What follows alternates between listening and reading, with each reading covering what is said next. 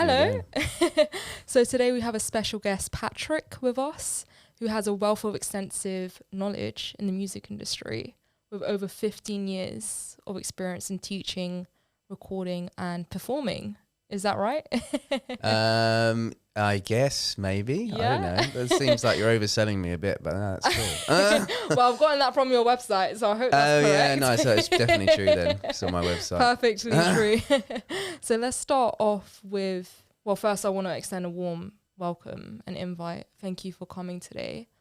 Good to be here. Thanks for having me. So let's start off with your musical journey.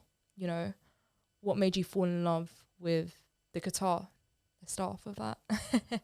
I used to play a lot of electric guitar when I was a kid. Mm-hmm. I remember getting to a band when I was really young, when I was like 11 or 12, and playing keyboard in the band because I like got piano lessons when I was very young. And then it turned out that playing keyboard in a band wasn't really that cool. I don't know. It just was like we were playing loads of sort of grunge and metal, and you know you don't really have much room for keyboards. So I learned guitar, and then just kind of fell in love with it and became my thing that I was doing all the time. So, and then gradually started to get into acoustic guitar. Started to get more gigs on acoustic guitar. So I got older. And then I realised you could do pretty much everything on an electric guitar, on an acoustic, but you could also do all this other stuff as well, like hitting it and tapping it and all this stuff. Yeah, I've realised that you have quite a unique style or technique when it comes to playing the guitar. I would say, what was your creative process behind finding that form of unique individuality when it comes to playing, and was there any specific influences behind that? Yeah, definitely. I think like the early sort of acoustic guitar YouTubers, you know, from like 2006, 2007, when YouTube was really new, were like Andy McKee, Antoine Dufour, and John Gom. I remember watching John Gom on YouTube and was just like blown away. He was so amazing. And he was doing all of this weird stuff on the guitar, like harmonic tapping, and he had like banjo tuners on the back. So he would slap the string and then detune the guitar and then tune it back up again in the middle of a song. And it was kind of crazy. And I remember watching it back then and thinking like, wow, like nobody's ever going to be able to play like this. I mean, it's crazy. You know, I could play the rest of my life and never be able to play like this. But then it's funny how much has moved on in the last, how long has it been? 15 years or something? Because now what people can do is really, you know, every year some new guy comes out who can do really crazy stuff and just pushes it a bit more. So yeah, those guys really. And, you know, but originally it was metal. Originally it was like metal and grunge and stuff. And then, I don't know, I seem to have softened up my music taste as I've got older, but... You found your unique style in a sense that you just enjoyed playing. And well, you try and be unique, don't you? It's quite hard to be unique, but you know, you get influenced by other people, but I suppose, I don't know, you got to just try and play in your own way. I probably do more tappy stuff than most people do. But yeah, everybody plays a little bit differently. Then you said something where you said it's hard to be quite unique. Then what makes you different to the sense of others who just play the acoustic guitar, you know? And you said that you touched on the fact that you do a bit more tapping. Do you think that that's kind of that kind of makes you stand out more from the rest? Maybe. I think that I mean, there's a big difference between modern fingerstyle guitar and like what you would think of as just like normal playing of an acoustic guitar, just like strumming a guitar. Because if you play modern fingerstyle, you're doing all of this percussion and everything and all of these weird techniques, and it's more like it's more of a percussive instrument, so it's more like playing a guitar and a drum at the same time. Whereas if you're just strumming chords, it's maybe not quite like that. But then that now becomes its own style. So you've got like a style of modern fingerstyle. So it's not like, so it's like, oh, you're kind of doing something unique in that you're doing these weird techniques. But now there's so many people kind of playing like that that's become its own thing. Mm-hmm. But, you know, people have been playing like that for years, but now it's just becoming more refined or more kind of just intense, more difficult. But I don't know. I just sit and play, and I just try and figure out ways to play that I think are cool or that I enjoy. And then you hope that that's going to be something different. I mean, I don't really go off and learn other people's stuff. It's not like I never learned how to play an Andy McKee song or how to play a John Gomes song. Mm-hmm. You know, I kind of watched what they did and I was like, wow, it's amazing. You get inspired by it and you try and copy some of the techniques. But then, you know, I'm still going to play in my own way, in a sense, you know. I wouldn't just try and cover their stuff. Mm. So I know that you run East London Music School. Mm-hmm. Tell me a bit more about that. You know, what made you want to share your knowledge through music lessons? And how was the start? Like, what epiphany did you come to? And was like, yeah, I'm gonna come here. Well, I used to do a lot of work for other music services. Used to do a lot of teaching in schools and stuff. Mm-hmm. And then I just found it was kind of exhausting to travel around London all day and teach loads of kids, you know, big classes of kids all day. And I just thought it would be nice to have my own private thing. And, you know, teaching is great. It's great fun. You often just sort of hang out with people for an hour and talk about music, and then somebody else comes. You know, it's kind of like, it's all right, really. I mean, I still teach some kids, but just a couple. Most of my students are grown-ups. Oh, really? So, yeah. I was going to ask you, what is the age range that you like to teach? Like, how can someone... You have a website, you know, you have a school, but what age range would you accept? I don't know, 6 to 100 or something. It's like basically any as age. young and as old. So anybody can join, in a sense. Yeah. Yeah. You can be too young, I think, to play guitar, because I think kids that their hands can be too small. Mm-hmm. If they're younger than about 8, they're too young. What's the most, would you say, rewarding aspect of teaching? Seeing people find something they really love to do, and, you know, see them getting better at something. Because I think some people, when they do it, they're not sure whether they want to play guitar or not. It's just kind of an idea they've had in their head for a while, and then maybe they've tried it a few times and not gotten anywhere. But then if you can get them to actually learn something and actually really be motivated to play and want to sit there and play guitar every evening, then that's kind of cool, you know, and it becomes a part of their life. And, you know, I run like open mics and stuff, so they come to open mics and sort of, it's like a little community of people. So, you know, you get the same people in all you know, going around to the same open mics and stuff and meeting. So, yeah, it can be quite fun. That's so lovely. The fact that you run open mics too, in a sense. Like, you've kind of not branched out, but you've opened up the space a bit more. Yeah. Do you have a memorable student story, in a sense? A memorable student story. I had a student, and he wanted to play guitar from a young age, right? He grew up, I guess, maybe in not like a super wealthy family or whatever, and they couldn't afford to buy him a guitar. So he used to go to his mate's house every week and just play his mate's guitar every week. And he sort of learnt just by playing his mate's guitar every week, going around there. And then when he got a bit older and he moved to London, he obviously had enough money to buy himself a guitar.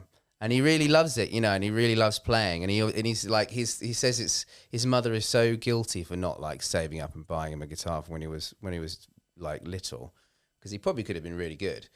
But anyway, we had a bunch of lessons, and, you know, he improved a lot. And then he finally did his first performance a couple of weeks ago at one of the open mics.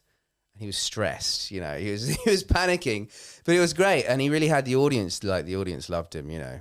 He was like, oh, you know, I haven't done this before, and I've been playing guitar all my life. Well, I've been playing guitar for the last 15 years, but, you know, wanted to play it all my life, and now finally I'm here performing.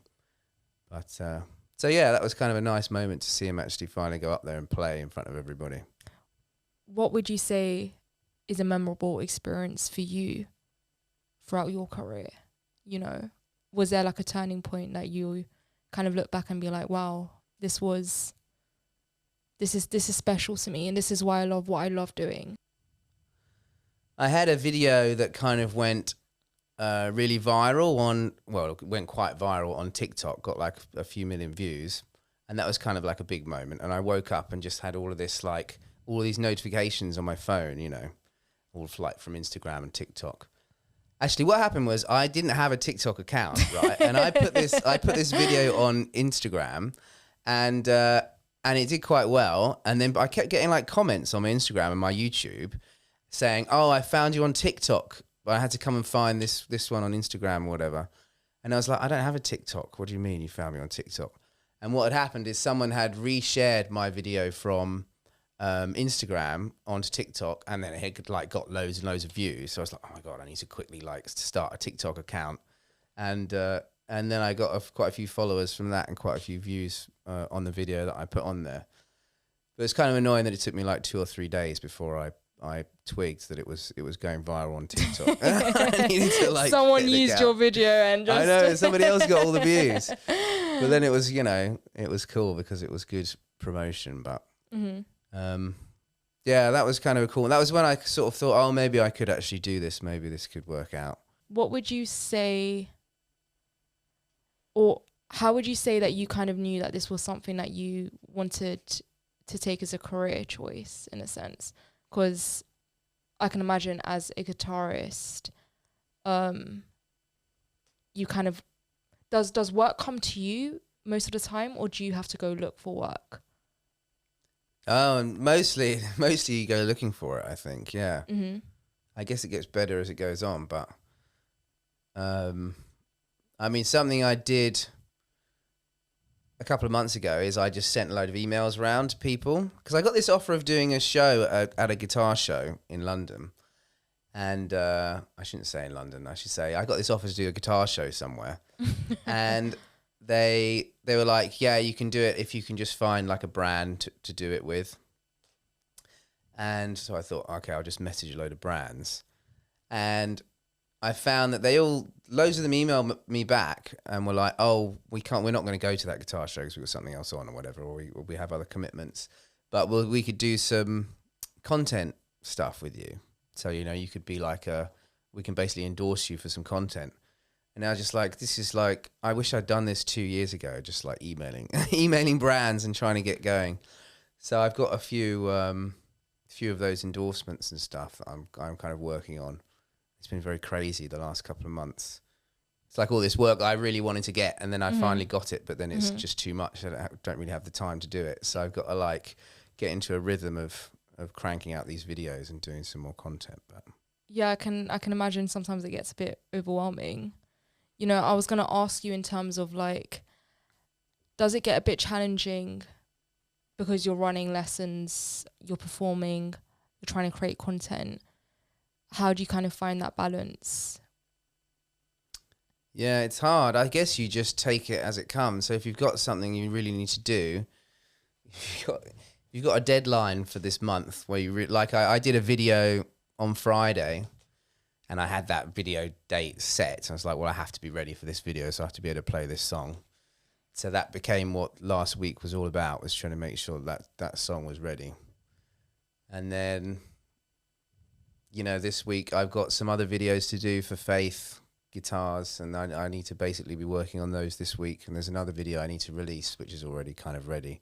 So you just kind of take it, you know, I feel like the deadlines have been set for me by someone else, really. And then I just try and make sure I can meet them. Mm-hmm. Mm-hmm. But it's hard to find the right balance. I guess for me, doing guitar, you know, real guitar performance and content creation is kind of the most important thing. So if I can do that and make money doing that, then I'll tend to just sideline the other things a little bit more. But I mean, I love performing as well. But I was going to ask you, which one would you say you enjoy more? Do you enjoy performing, or do you enjoy creating the content, or do you enjoy teaching more? You know? Yeah. It's a tough one. I don't know. I think I like performing. Performing's quite fun. Yeah. You're out there meeting people and it's like real, you know, It's you're the actually vibe, doing it. yeah. Whereas when you're just sat here in front of a camera, it's actually quite stressful.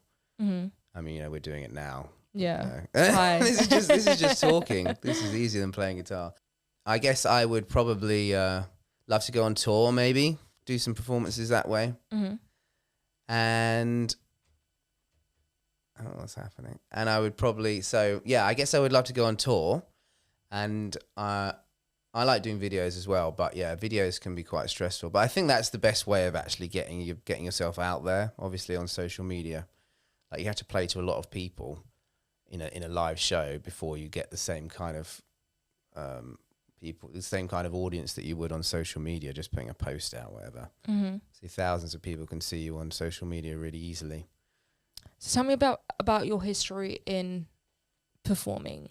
You know, like we were talking outside, and you mentioned that you were in a band, or you tried to be in a band. Have you always been solo? How does it work? I've been in a few bands. Yeah, I was saying that it's like that it's quite tough to keep a band together because everybody ends up kind of falling out. Even if they're nice, even if we're all kind of like nice people or whatever, it's just something quite stressful about the situation. Because you're all trying to be creative together and people get defensive about their own ideas. Mm-hmm. And their own craft in a sense. Yeah, exactly. They don't want to change things. And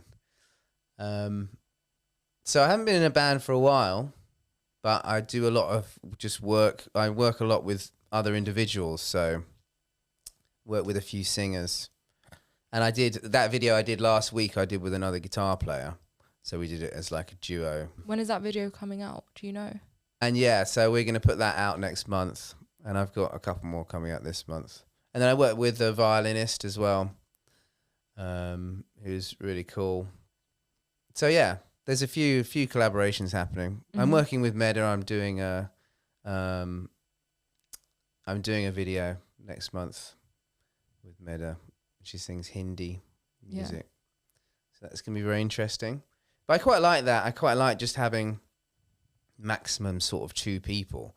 And if you wanted to get a band, like what my friends do, if they want to play a live show and they want a full band, they just hire them, you know, for the day, and then they can just tell them exactly what they want, and there's no stress.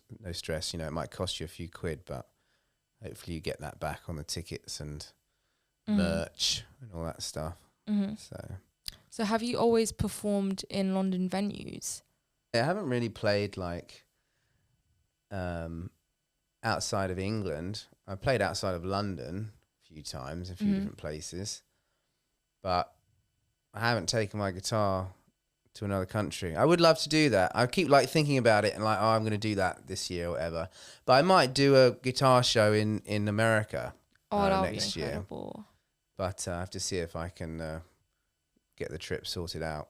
So actually going back to your teaching, what would be any tips or advice that you would give aspiring guitarists that want to improve their technique when it comes to the guitar? You know, for example, take me. Just pretend that. You know, I'm kind of in a lesson now. Really cool. Why not? But yeah, for any listeners out there, what would you say is your 3 top tips in a sense?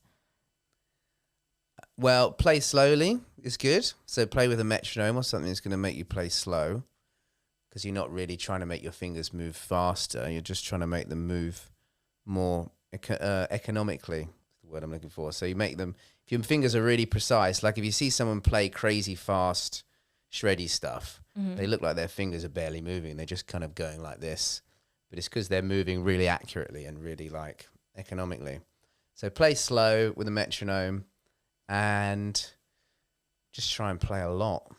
You know, try and play, like, make it part of your routine. And then I would say, like, go out and perform. Start a band, or go to an open mic, or go to a jam night. Just put yourself out there. Yeah, just try it. Mm-hmm. Generally, like, you know, you're always going to afterwards feel good about going up and performing. Even if it doesn't go perfectly, it's still going to be kind of good vibes. What would you say is a mistake that you see a lot of guitarists make? I don't know. It's bit hard. I don't really like criticizing other guitar. Do you mean like professional people? No, or? in terms of like your students. I guess it's the same thing. Like people always try and play too fast. They always go too fast. Mm-hmm. I'm always like, when I'm teaching, the thing I say most often is just slow down, listen to the click, go a bit slower. People always just try and go too quick. They try and like force it out. But really, like, a lot of music sounds nicer if you play just behind the beat, you know. It's harder to play a little bit behind the beat than it is to play in front of it. Everybody always plays in front of the beat when they're learning. But then once you get good and you're kind of more relaxed and it's more natural, you learn to play slightly behind it, and then it's kind of more groovy that way.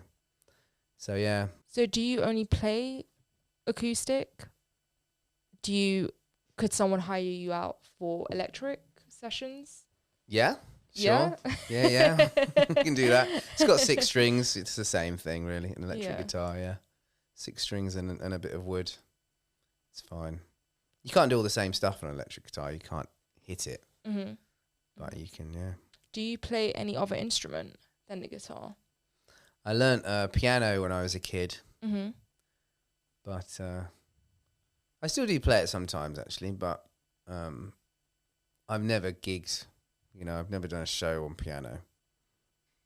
What's the biggest gig or performance that you've given? Or you've done? I played at the Scala a few years ago. That was quite a good one. That was quite a big crowd. I don't know how many people were there. But a few hundred maybe. And then I played at a few festivals. I did like Cheltenham Jazz Festival. There was a lot of people there.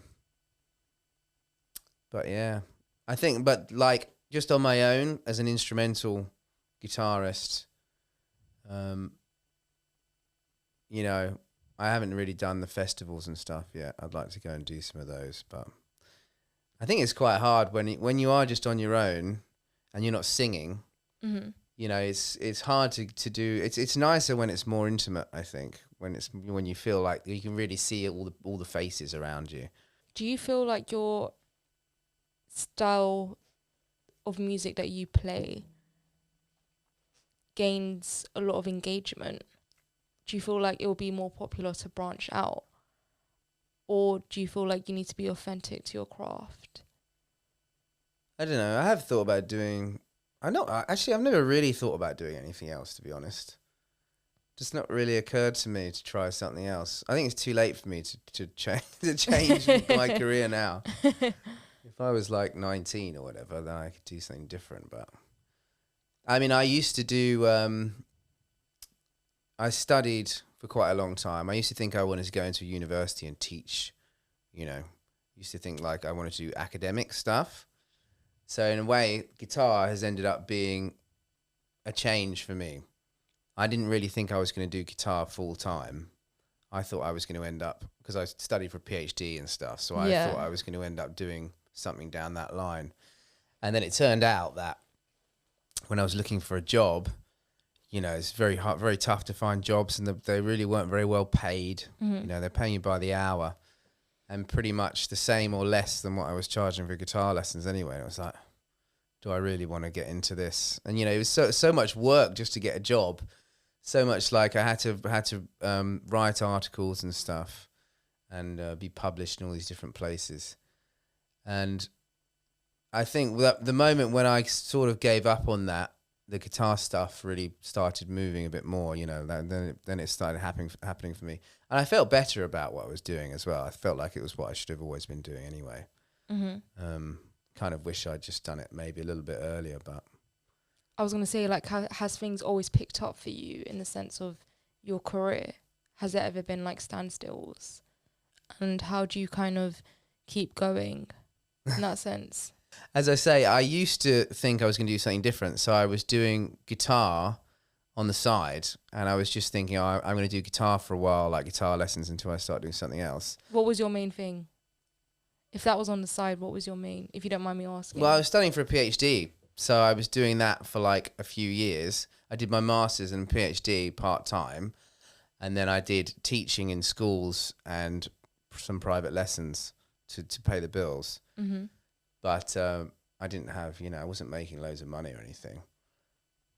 But then I didn't really have. I feel just like the last few years, things have come together a bit more, and I've just found out what I wanted to do. Since I started really doing acoustic guitar, maybe 8 or 9 years ago, I got an acoustic guitar, and then it all kind of clicked for me, and things started changing a bit more. And I think I used to be quite shy as well. I used to be very nervous about performing. Used to hate the idea of performing. Actually, even a few years, like when I first started doing my solo stuff, I was super nervous about performing. And I used to go to like open mics to just try it. And I was like the whole day I would be so stressed and traumatized, the idea of I was going to have to go up there and play in front of people tonight. And then once you've done it 10 or 20 times, that kind of goes quite a bit. But yeah, so there's been times when I thought maybe things weren't going that well, but then I've always felt like I was going to end up playing guitar anyway. I don't know. I just thought maybe, I was never going to give it up. Even when I thought I was going to do a PhD and thought I was going to do academic stuff, I still knew I would keep playing guitar.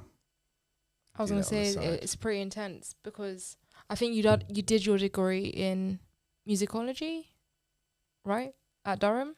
It was, music and philosophy. That's actually interesting. You did music. I didn't even know you could actually combine those two. So how would that work in terms of like, would you have modules in philosophy and then modules in music?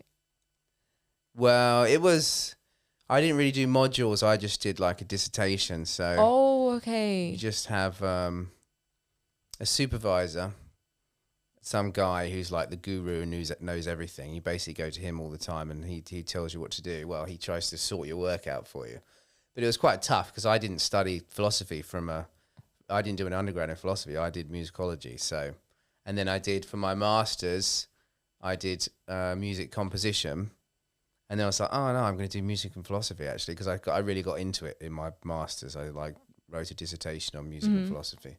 Would you recommend other aspiring musicians to go down that route of getting a master's, getting a PhD, becoming a doctorate, or do you feel like no, just miss all of that and just go do gigs and just go start practicing already? I would say you only really should do a PhD if you really are committed to the idea of working in a university and studying.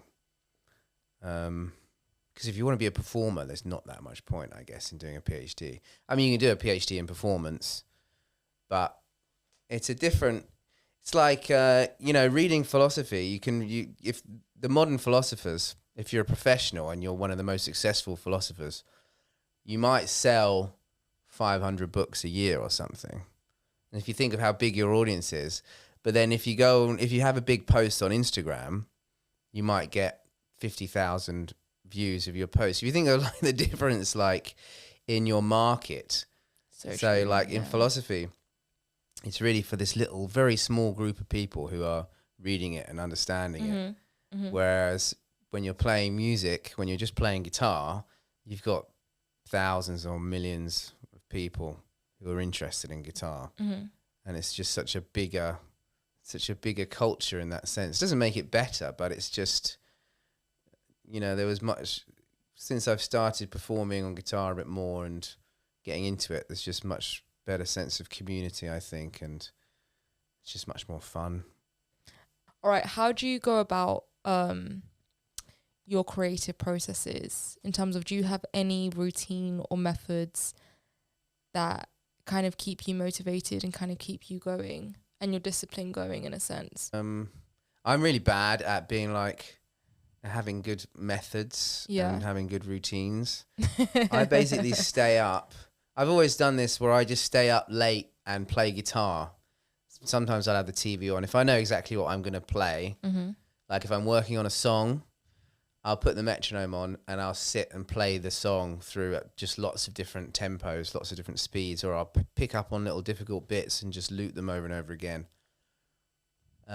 If I'm trying to create something or write something, arrange something, then obviously I won't be able to have the TV on. I'll just have to sit there with the guitar for a couple of hours or whatever in the evening, a glass of wine or something. That's pretty much my method.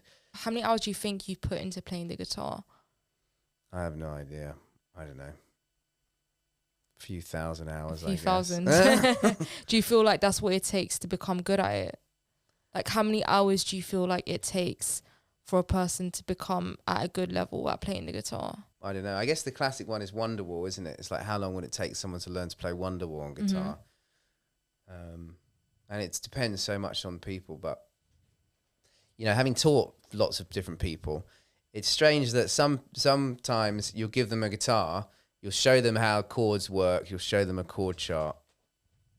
They'll pick up the guitar, they'll put their fingers on it, and they'll just put it in just the right place and strum, and they'll just play a chord almost immediately. And then other people, you try and get them to do the same thing, and they don't really understand like the mechanics of it or whatever. They don't really understand. They've got to push down on the strings, and then they've got to do something else with this hand. Sometimes people even try and play the strings with this hand like that. You know? So it's like people really are so different. If you're fairly committed to it and you're interested in music already, interested in guitar music, then, you know, I've never done the maths to think about hours, but I think if you play for a month or two, you know, maybe, what should we say, 4 or 5 hours a week, then I reckon you could play something pretty good. Do you come from a musical background yourself? Like, did music always run in your family? My dad played guitar, yeah. Yeah? So there were guitars in the house, which helped a lot, I think. In terms of like you growing up and picking up the instrument? Yeah, I do remember watching him play and thinking, like when I was a kid, before I could play guitar, I'm just thinking, well, it's kind of amazing that he can do that. And, you know, I wonder how he does that. I have this like vivid memory of him playing like a D chord and a D sus4, which guitarists will know is like kind of a simple thing that everybody does.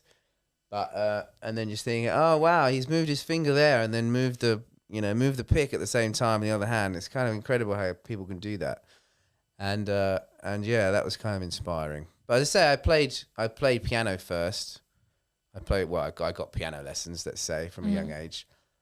And yeah, I remember being like inspired by the sound of a piano, just playing like a C chord. I remember learning to play the beginning of Let It Be or something by the Beatles, and just playing a C chord. And it's like, oh wow, that sounds so amazing. Just sitting there, just like C, just playing it over and over again. But I think if you get something back from the instrument, if you feel like the instrument is like, feel like you're making music, then that's the motivator to go on and keep playing. You know, if you understand that what you're doing sounds good, or you know, it might not even sound good to anyone else, but if it sounds good to you, then that's kind of like the cycle that keeps you playing, pushes you to play a bit more. What's the hardest piece that you've been able to play when it comes to the acoustic guitar? I think the one I did on Friday was really, really hard. Yeah. I don't know. What was it called? It's called Shockwave. It's actually Tatum's song, and then we ended up doing a duet for it as well. But yeah, that was a nightmare. But I was playing on the harp guitar, which is like a double neck guitar, and it's got 6 bass strings. So you have a normal guitar. I didn't bring it today because it's just so stressful to play at the moment. But you know, I'm getting better at it. But it's got like a normal guitar, and then another neck above with 6 low strings on. So it's a lot of like playing down here and then quickly coming up for the bass strings and everything. I'm trying to get harmonics on them. What would you say is your dream venue to play at?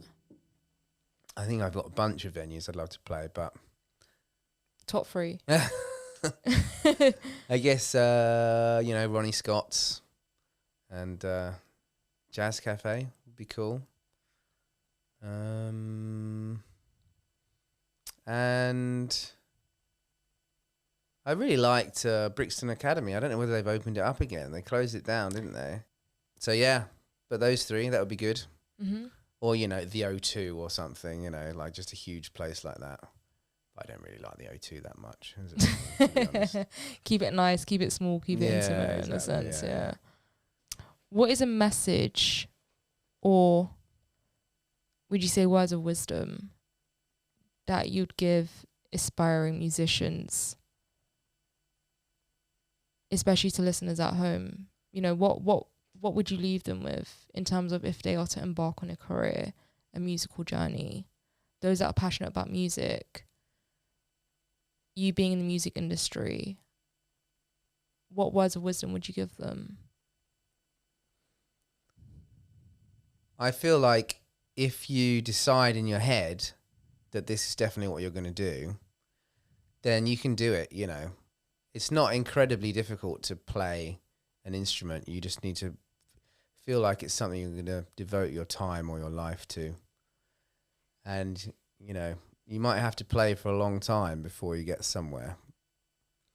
But try and have fun, try and be optimistic.